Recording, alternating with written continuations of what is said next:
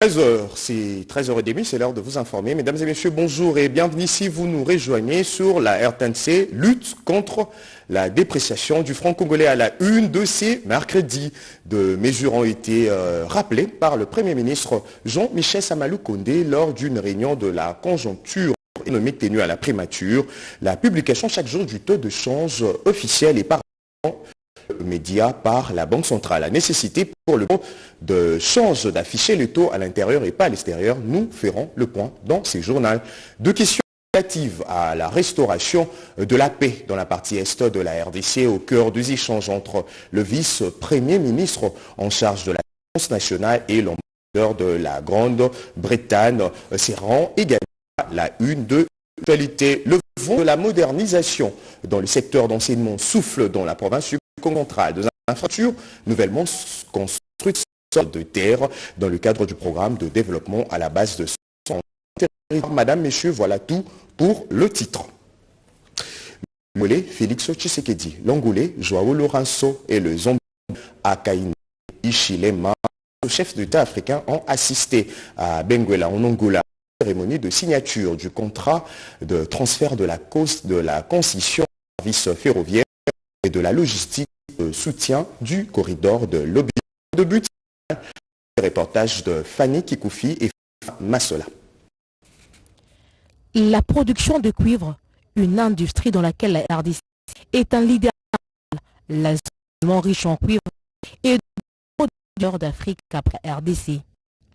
Les matières premières de la région sont actuellement exportées soit par le port de Durban en Afrique du Sud, soit par celui de Dar es Salaam en Tanzanie. De routes jusqu'à 4 fois plus longues que la route entre les régions minières et le port de Lobito dans la province de Belon en Angola. L'Angola, grâce justement à sa position géographique, avec le corridor ferroviaire de Lobito, offre la voie la plus courte entre le Grand Katanga, les Copperbelt en Zambie et le port en eau profonde de Lobito en Angola.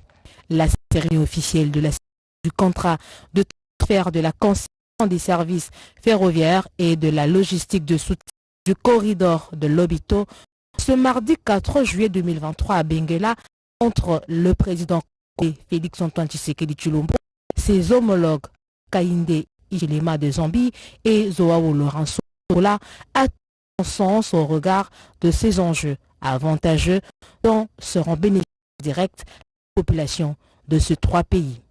Lobito Atlantic Railway, c'est le nom du consortium de trois entreprises européennes qui dirigera la concession du corridor ferroviaire de Lobito en temps. Ce trio, constitué du trader Trafigura, basé en Suisse, de Montaon, leader portugais de BTP, opérateur ferroviaire belge Vectus, a le devoir de faire du corridor de Lobito l'une des voies logistiques la plus importante de la côte occidentale de l'Afrique. 49 locomotives opérationnelles, dont 35 en Angola et 14 en RDC, auront un fort impact commercial très considérable et le temps de trajet de plusieurs semaines. La gestion de ces temps gouvernementales tripartites va considérablement faciliter les évacuations de migrants en provenance de la RDC et la Zambie, mais pas seulement. Des machines, d'autres biens peuvent également être portés pour l'industrie extractive de la région.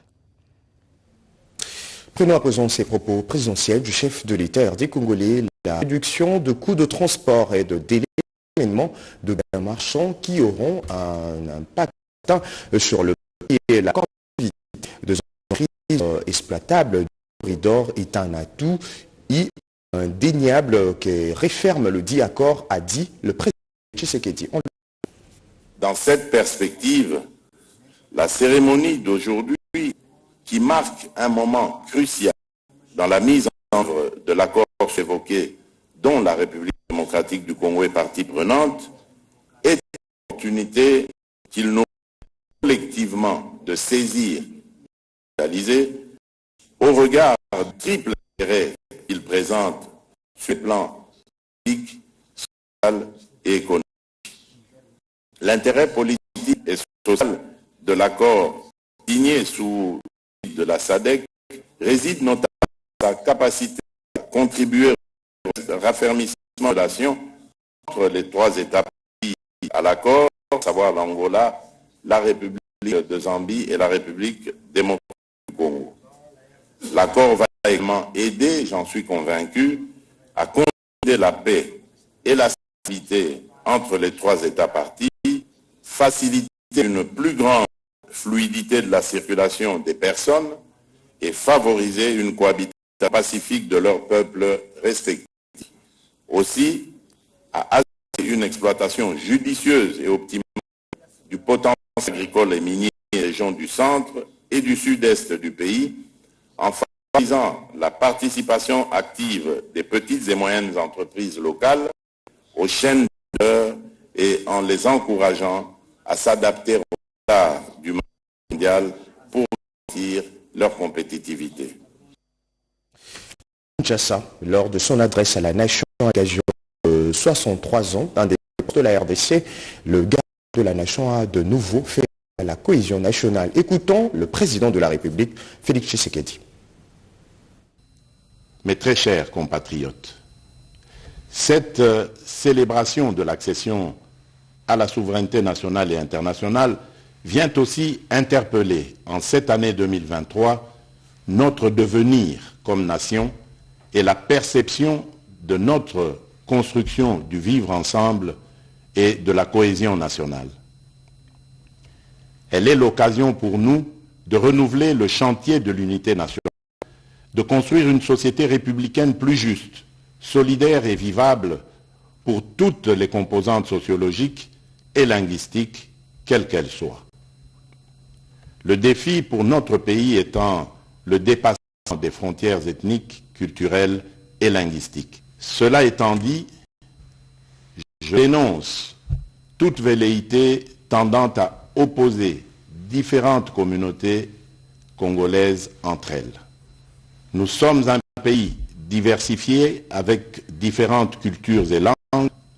C'est en cela que réside tout le mystère de notre richesse en tant que peuple parmi tant d'autres sur cette planète. Nous devons célébrer cette diversité tout en travaillant ensemble pour l'atteinte de cet objectif commun qui est celui d'avancer notre pays dans l'unité et les nationales. Allez, on change carrément de chapitre et puis ces jures rappelés par Jean-Michel lors d'une réunion de conjoncture économique pour freiner ces de dépréciation du franc congolais, à savoir la publication chaque jour du taux de change et par dans le média. La Banque centrale a nécessité pour le bureau de change d'afficher le taux à l'intérieur et pas à l'extérieur. Patine Tondo, Marcel et bienvenue au Lossal. Une des conjonctures économiques, celle que le premier du gouvernement Jean-Michel Samalou Kyenge a présidé. Et c'est la sous appel en rapport avec l'arrivée trimestrielle sur le taux d'échange. Je tiens d'abord à dire ici c'est un phénomène qui n'est pas que la République démocratique du Congo. Plusieurs pays, régions et du monde la crise d'inflation qui est importée à la suite de l'économie mondiale. Le chef d'exécutif national qui tient à lutter contre l'inflation a renchéri les ministres au budget et Meboji. Pour essayer de freiner cet élan de dépréciation de notre monnaie, le Premier ministre a commencé par rappeler les mesures qui ont été prises antérieurement pour un phénomène. En premier lieu, il s'agissait de publier chaque jour les taux d'échange officiels et parallèles via par la centrale. Et en deuxième lieu, on rappelle la nécessité des bureaux d'échange d'afficher les taux à l'intérieur des bureaux à l'extérieur. Comme deuxième mesure, le secteur des bons BCC qui vient d'être relevé le sera peut-être une semaine qui viennent en vue de réduire la demande et d'absorber la liquidité sur le marché et ainsi contribuer à la stabilisation de notre monnaie locale. La Banque centrale va continuer aussi utiliser tous les autres instruments classiques disponibles pour endiguer ces crises et permettre à la stabilité de notre monnaie.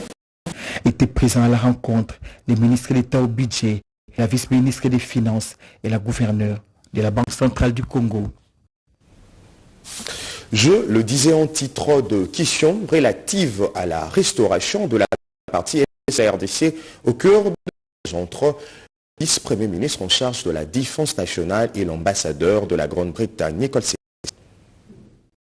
Le Royaume-Uni s'engage à appuyer le processus de paix de Luanda et Nairobi sur la situation sécuritaire dans la partie est de la République démocratique du Congo. Le gouvernement britannique est satisfait des réformes initiées par le vice-premier ministre, ministre de la Défense nationale et des anciens combattants, Jean-Pierre Bemba Gombo, dans l'optique de la montée en puissance des FARDC. La diplomate britannique l'a affirmé à l'issue de son entretien avec le patron de la Défense nationale et des anciens combattants.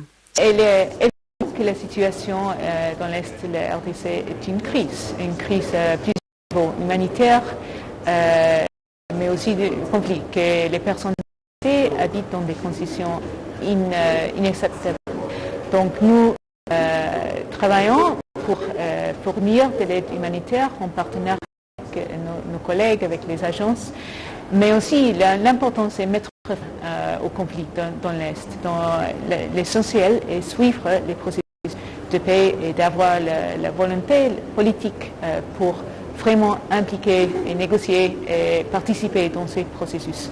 Pour l'ambassadrice du Royaume-Uni, Alison King, le plan DDRCS reste la clé pour le processus de désarmement, démobilisation et réintégration des personnes qui ont participé dans les groupes armés.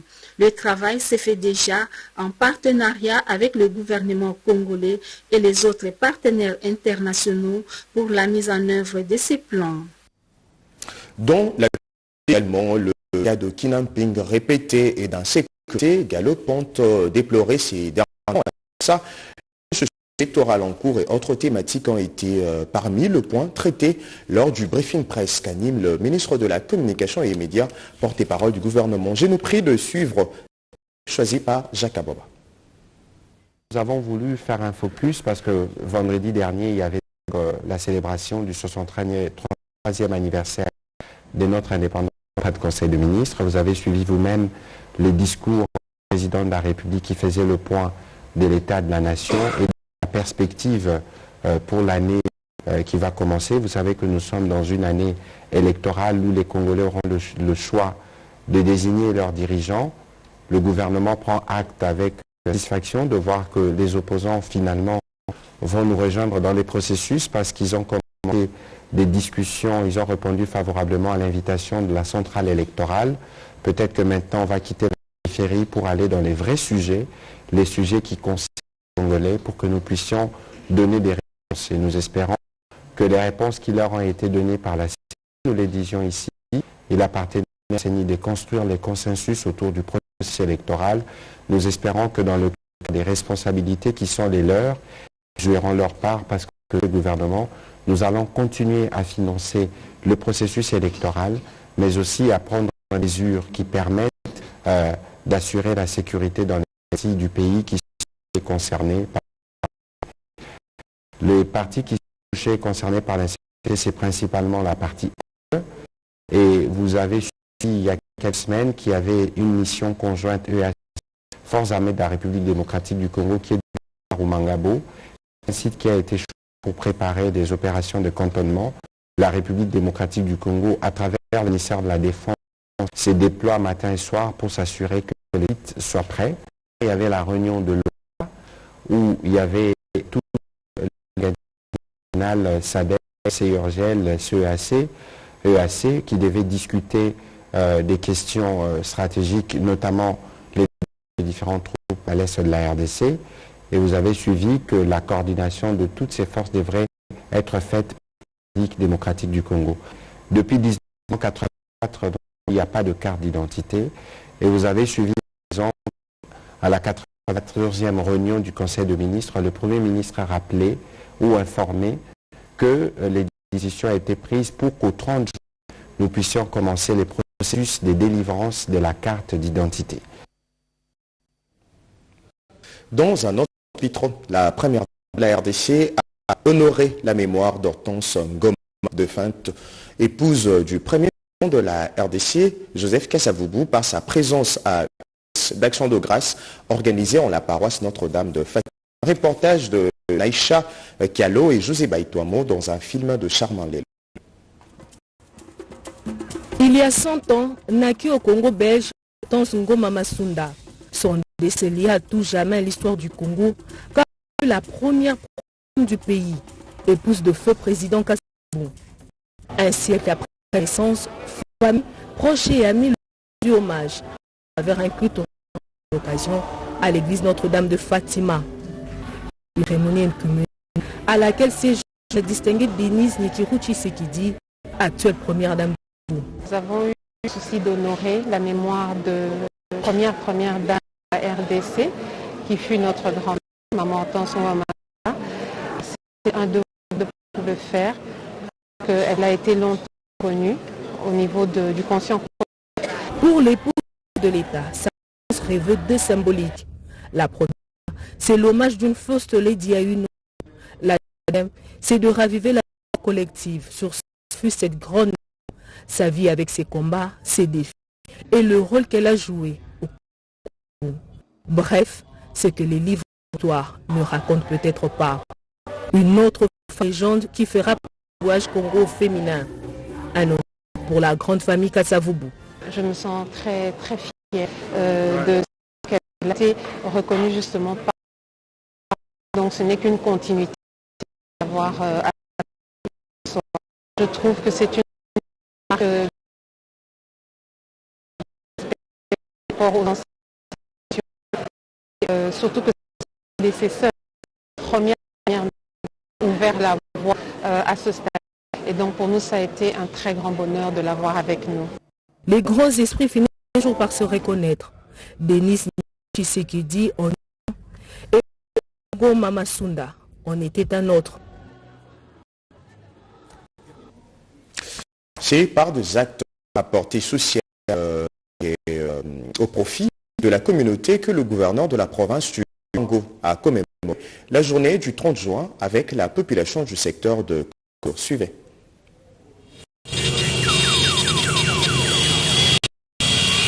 C'est la fête de l'indépendance de la République démocratique du Congo. Le gouvernement de la province du Kwango, Marie Petit Petit, a fêté avec la population du secteur de Kolokoso. Le numéro 1 de l'exécutif du Kwango est pendant cette période. Il a par occasion remis 11 motos de groupement de secteurs pour faciliter le déplacement dans différents provinciales, participer et donner d'envoi de la paix par âge. Ces soldats en blanc, les premiers de la province a aujourd'hui au football remettre les trois gagnants ainsi que l'autre poursuivre.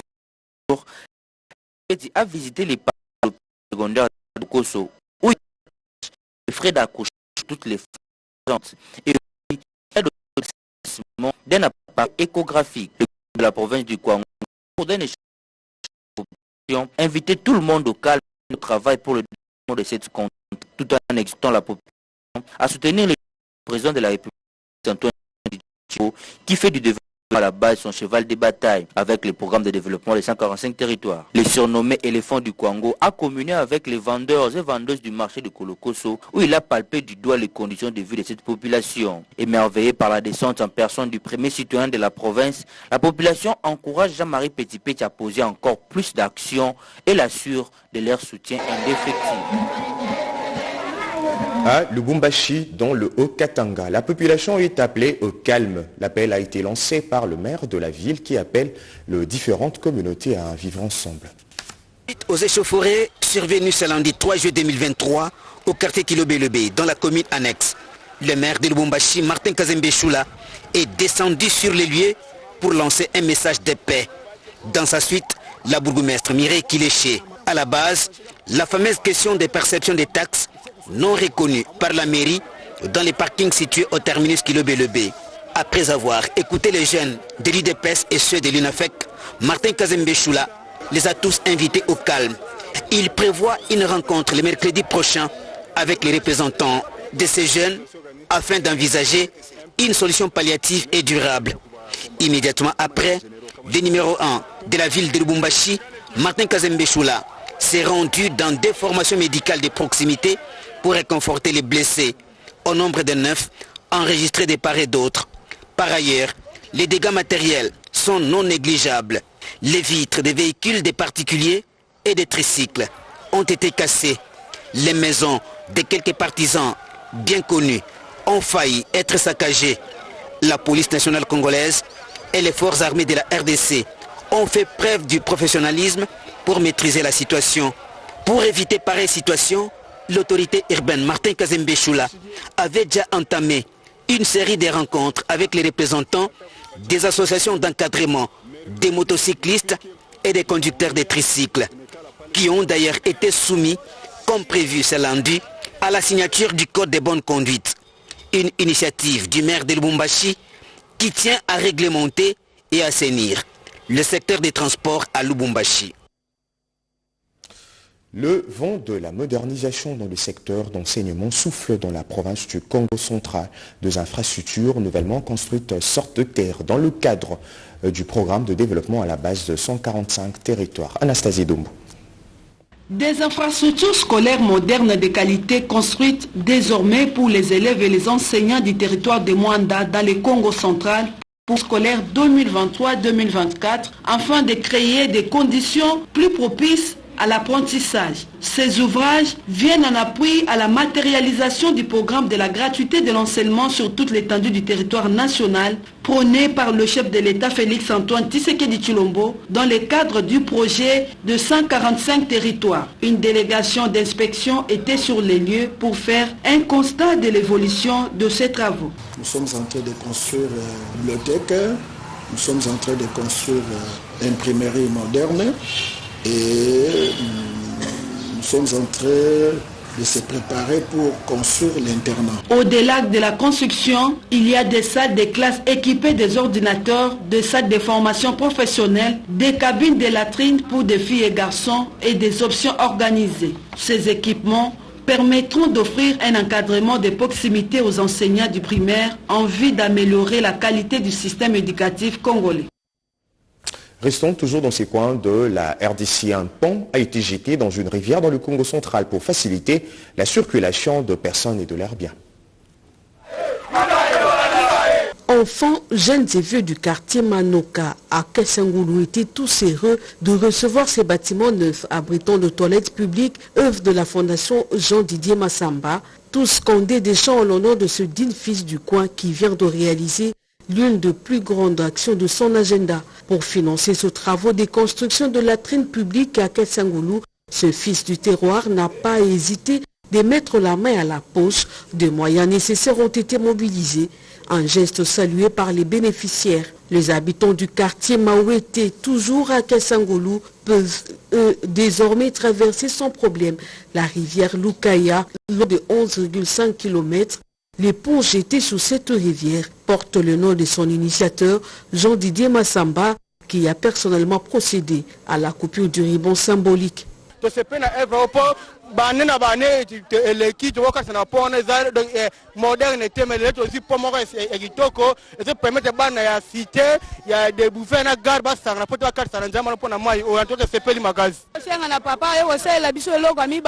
Lokola papa Jean-Didier Massamba asali toilette awa na monike esungi biso mingi na ba passager na ba commerçant na ba mama wenze na mutu nyonso oyo ka posa wana eza susa ya kokota na isobete mais toilette na biso ezali.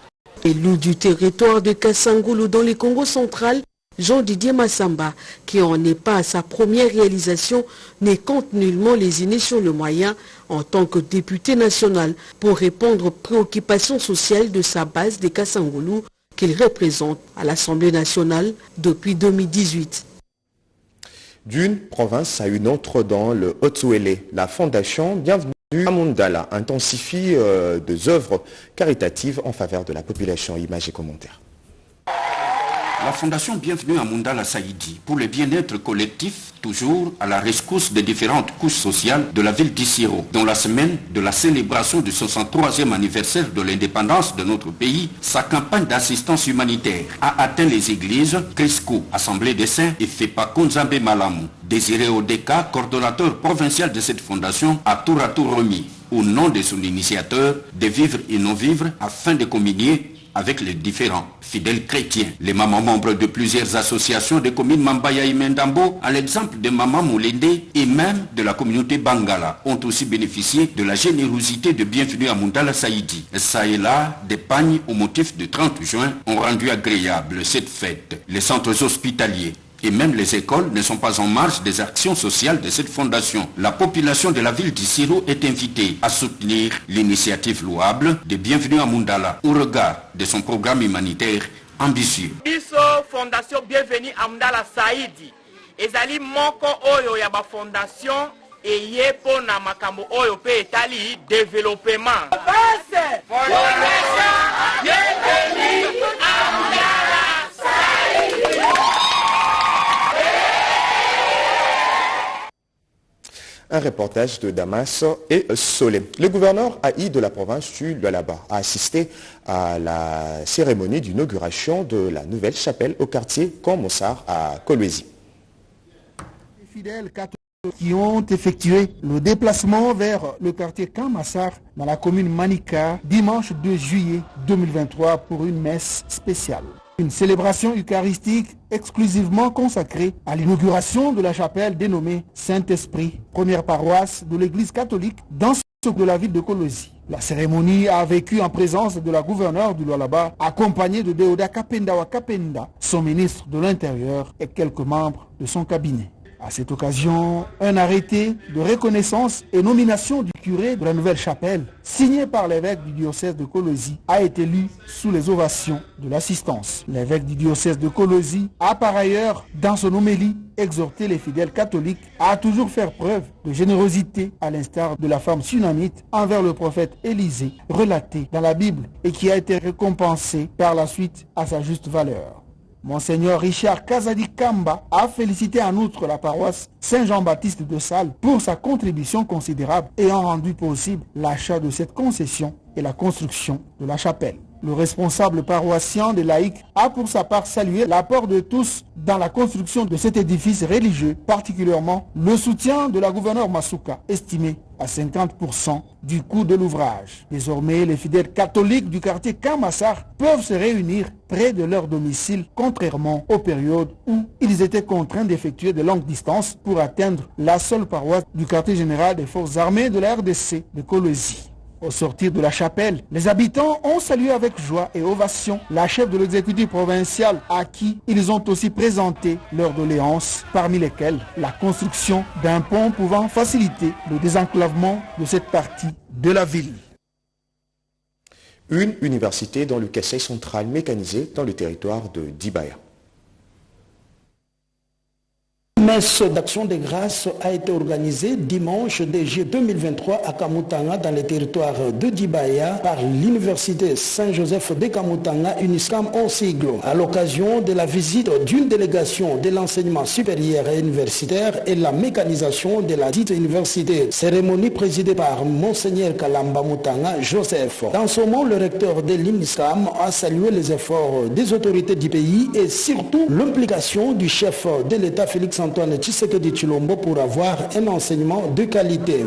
Je tiens à remercier en premier lieu notre président de la République démocratique du Congo pour sa vision de développement qui englobe et le monde urbain et le monde rural.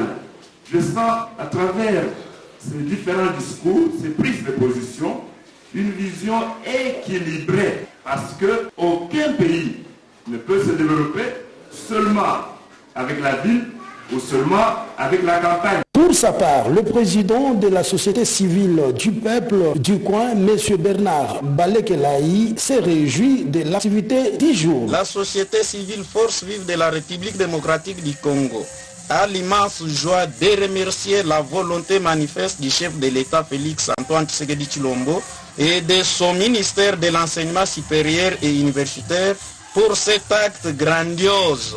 Au nom de la délégation nationale de l'enseignement supérieur et universitaire, M. Roger Kikangala a rendu hommage au chef de l'État et au ministre national de l'ESU, M. Mwindo Nzangi. C'est la salle de l'amphithéâtre Thomas Sankara de l'université Saint-Joseph de Kamutanga dans le secteur de Chichilou, territoire de Dibaya, qui a servi de cadre à cette messe.